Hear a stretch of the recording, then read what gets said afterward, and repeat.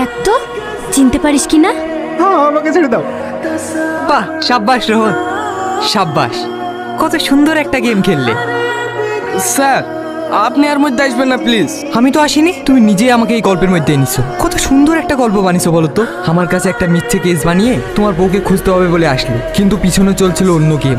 আপনার সাহায্য ছাড়া ওই জানোয়ারদেরকে ধরতে পারতাম না স্যার। আপনি সবার লোকেশন বের করছেন আর আমি ধরেছি। স্যার এরা আমার সাথে সাথে আরো অনেক মেয়ের জীবন নষ্ট করেছে, এদের শাস্তি হওয়া দরকার। স্যার আমরা দোষ করেছি, আমাদেরকে নিয়ে যান স্যার। ওদের হাতে ছেড়ে দেন না, ওরা আমাকে মেরে ফেলবে। দোষ করেছিস, শাস্তি তো পেতেই হবে, কিন্তু জেলে না, এখানে। কি বলছেন স্যার? ঠিকই বলছি, তোরা আমার মেয়েকেও ছাড়িসনি, তোদের শাস্তি এখানেই হবে। Thank you sir. এই নাও সাথী, তোমাদের টাকা। এই টাকা আমি রাখতে পারবো না। আসি Rohan, best of luck. Sir sir sir please আমাদেরকে ফেলে যাবেন না স্যার।